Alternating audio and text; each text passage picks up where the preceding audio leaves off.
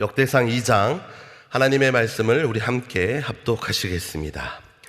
이스라엘의 아들은 이러하니 르우벤과 시므온과 레위와 유다와 이사갈과 스불론과 단과 요셉과 베냐민과 납달리와 갓과 아셀이더라.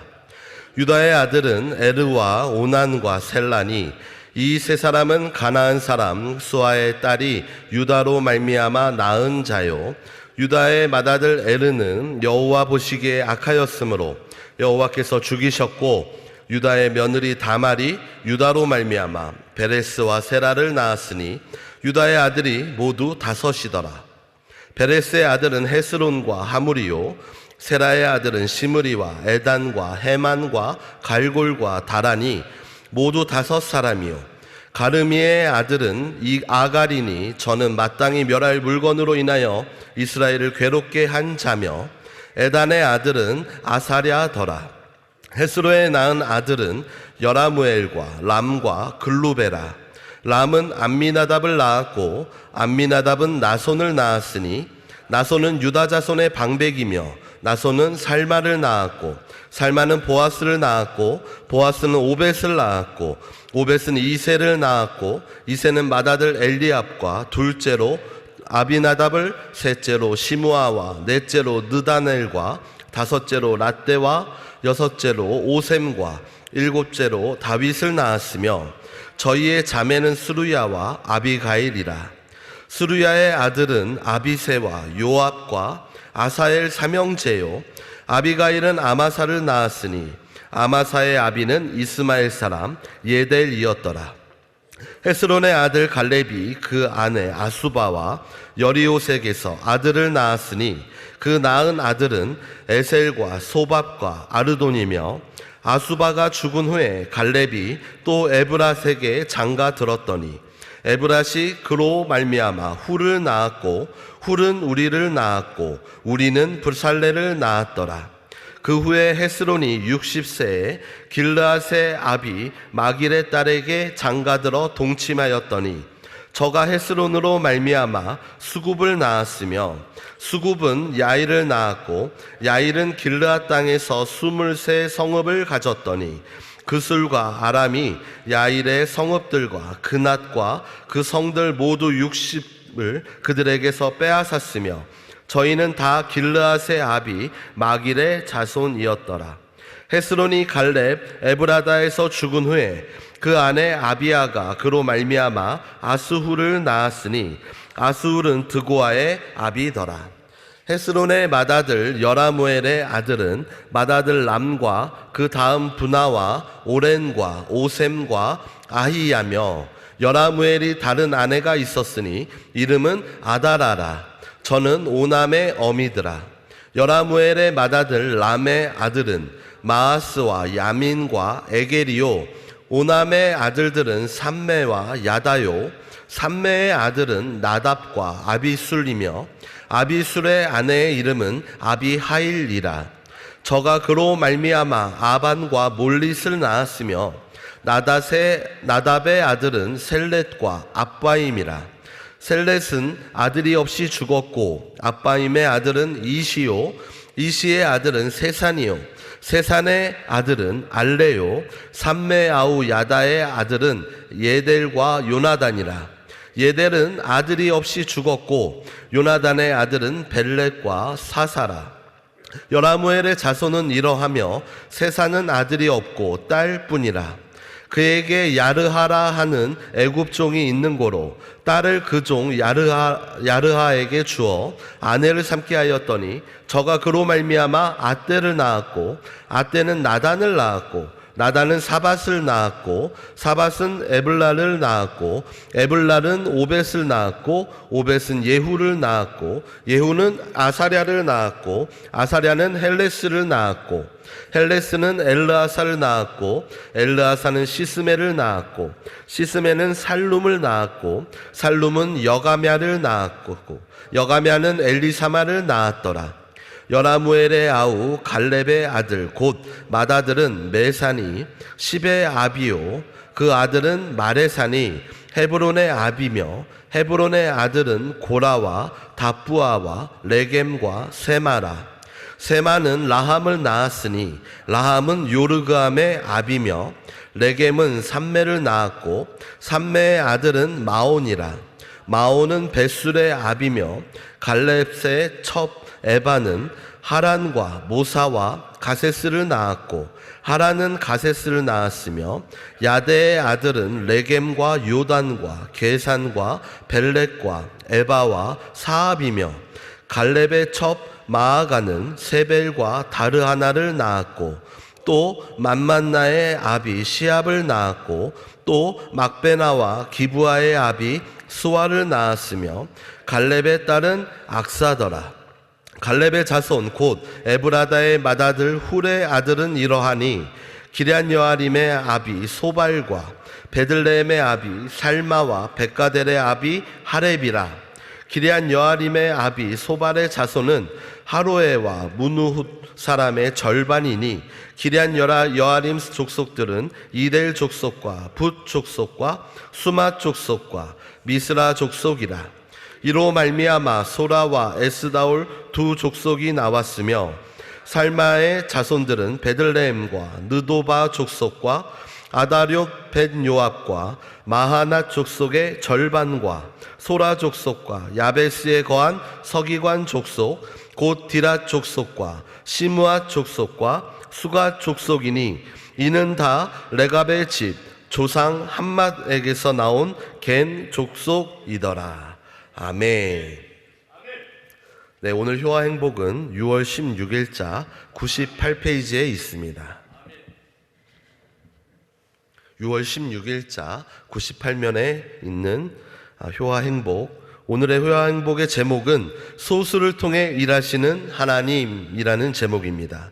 요절 말씀 중에 13절에서 15절 말씀 우리 함께 한 번 더 합독하시겠습니다. 이세는 맏아들 엘리압과 둘째로 아비나답과 셋째로 시므아와 넷째로 느나델과 다섯째로 랏대와 여섯째로 오셈과 일곱째로 다윗을 낳았으며. 아멘. 제가 읽겠습니다. 하나님은 충성된 소수를 통해서 어그러진 길로 가는 인류를 간섭하신다. 하나님은 특별히 많은 국가와 종족 중 극히 미약한 이스라엘의 12지파를 선택하시고 그 중에서 다시 유다지파를 선택하셨다. 유다지파에는 충성된 소수들이 있었다. 유다지파의 다윗은 형제 중 7째로 막내였다. 그는 가정에서 가장 따분하고 하찮은 양치는 일을 맡았다. 그러나 다윗은 주의 종이 아비의 양을 지킬 때 사자나 곰이 와서 양떼에서 새끼를 움키면 내가 따라가서 그것을 치고 그 입에서 새끼를 건져내었고 그것이 일어나 나를 해하고자 하면 내가 그 수염을 잡고 그것을 쳐 죽였었나이다 라고 고백할 만큼 자기 일에 충성을 다했다. 이처럼 다윗은 작은 일일지라도 매 순간 맡은 일에 충성을 다한 사람이었기에 하나님의 구속 사역을 위해 귀하게 쓰임 받는 것이다. 또한 본 장에는 건축에 중요한 기술자로 봉사하였던 부살렐과 아론의 동료이자 시내산에서 모세와 이스라엘을 도왔던 훌, 그리고 하나님의 율법을 맡아 전문적으로 연구했던 서기관 족속이 나온다. 하나님께서는 이와 같은 소수의 충성된 자들을 통해 인류 구원의 거대한 수레바퀴를 돌리셨다. 우리는 세태가 어지럽고 절대 다수가 불의와 타협하며 산다고 해서 절망하거나 올바른 삶에 대한 신념을 버려서는 안 된다. 기드온의 300용사를 통해 미디안 대군을 물리치셨던 하나님은 지금도 의로운 소수를 통해 구원의 역사를 이어가시기 때문이다. 그리고 오늘 하나님께서는 다른 누군가가 아닌 바로 우리를 충성된 소수로 부르고 계신다. 아멘. 할렐루야. 네, 오늘도 주님 주시는 기쁨이 가득하시길 바랍니다. 오늘 우리 함께 봉독한 역대상 2장의 말씀으로 함께 은혜를 나누고자 합니다. 효와 행복의 제목은 소수를 통해 일하시는 하나님입니다. 족보입니다. 아마 성경을 읽으시다가 역대기뿐만이 아니죠. 민수기, 마태복음 초입같이 족보가 나오는 부분을 보면 조금 부담이 되실 겁니다. 이름이 너무 많아요. 낯선 인물들이 줄줄이 이어지고 있습니다. 이거를 왜 읽어야 하나? 도대체 이 이름들이 왜 등장하는 거지라는 생각이 드실 수도 있습니다. 그런데 성경은 단순한 역사책이 아닙니다. 족보 하나마저도 하나님께서 목적을 가지고 기록하신 말씀입니다. 일반적인 역사가 아니라 하나님의 백성으로서의 역사임을 증명하는 중요한 자료가 바로 족보의 의미입니다.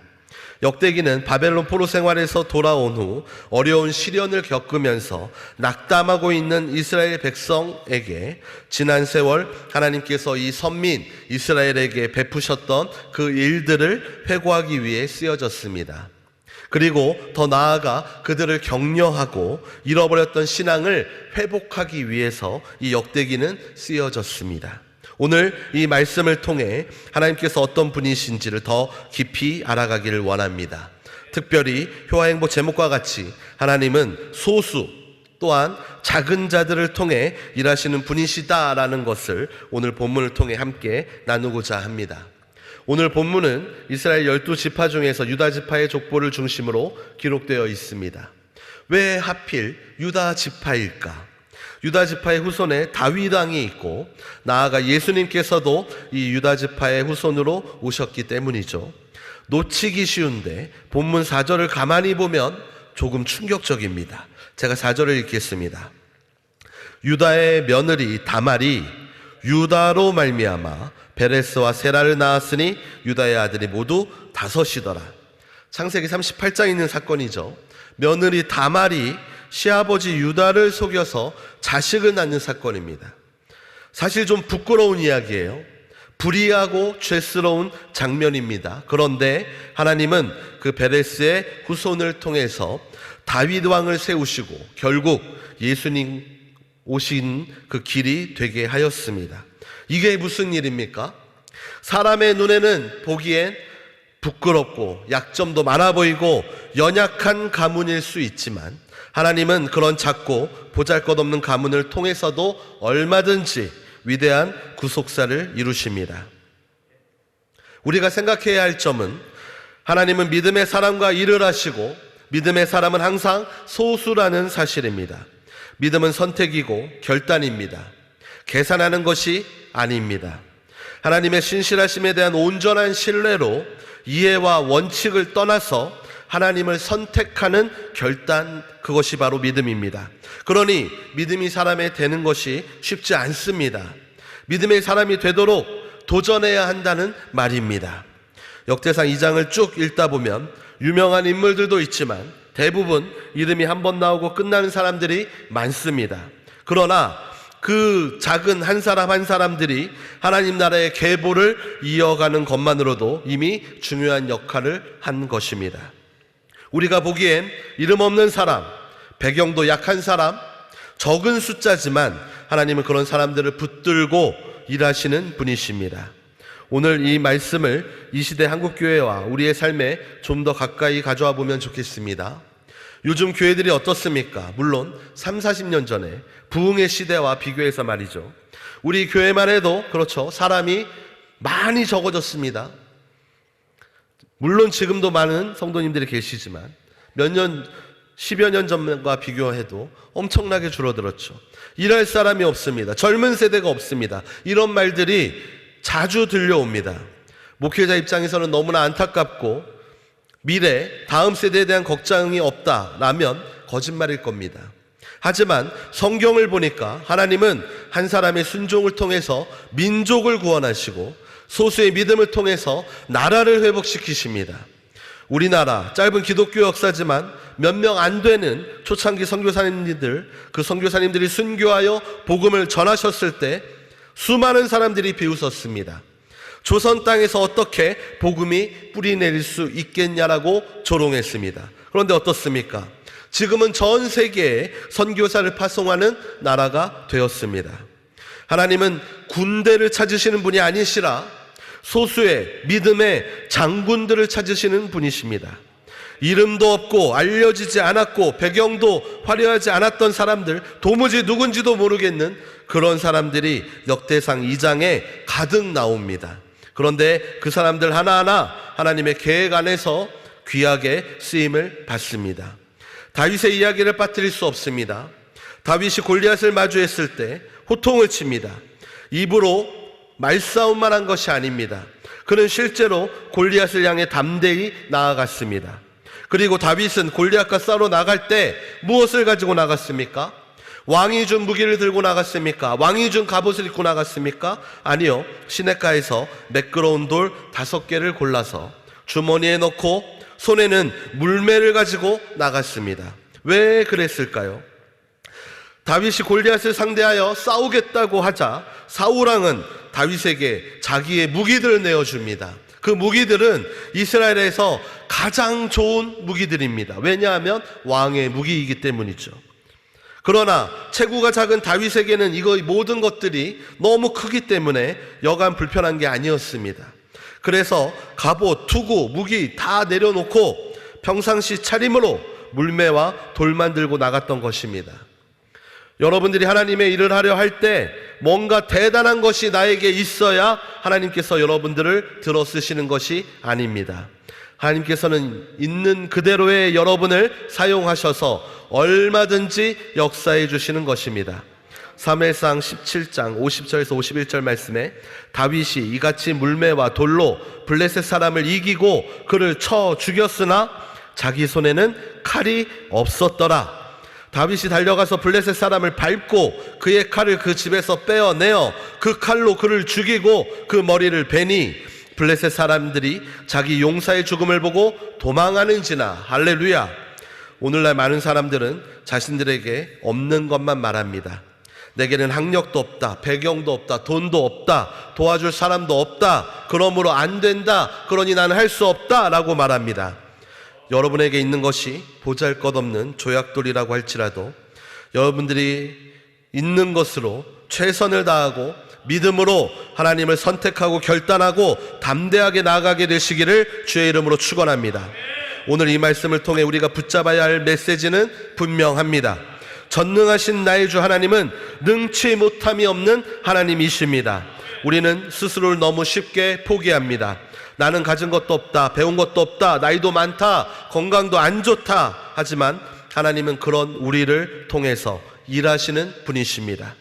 하나님은 신실한 한 사람을 통해 가문을 바꾸시고, 기도하는 한 가정을 통해 도시를 살리시고, 믿음으로 선포하는 한 교회를 통해 나라를 변화시키시는 분이십니다.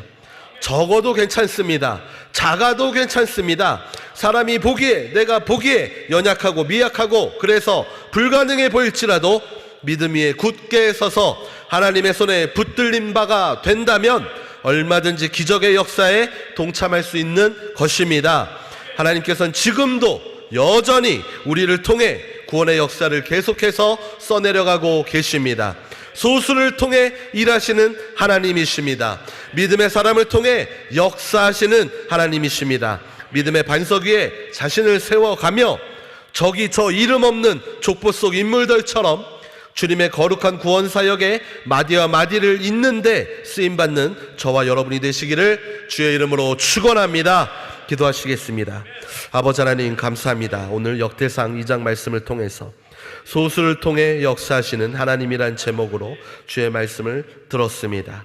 아버지 하나님, 우리는 수많은 것들과 큰 것들과 강한 것들을 통해서 역사하신 하나님이라는 오해를 하고 있었는지 모르겠습니다. 아버지 하나님, 이 모든 오해들을 내려놓게 하시고 이제는 믿음의 사람들, 그 소수의 사람들을 통해서 이 나라와 이 열방을 변화시키시는 하나님을 영접하게 하여 주셔서 나는 안 되고, 나는 미련하고, 나는 미약하고 연약하고, 나는 할 수 없다는 생각 다 떠나가게 하여 주시옵시고, 내가 있는 것으로도 주 앞에 진실되게 성실하게 선다면 얼마든지 이 나라와 민족을 변화시키는데 귀하게 쓰임받을 수 있다라는 확신을 가지고 주님 앞에 믿음의 결단과 고백을 올려드리는 우리 귀한 인천수목교회 모든 성도들이 되게 하여 주시옵소서. 우리 주 예수 그리스도의 이름으로 축복하며 기도드리옵나이다. 아멘.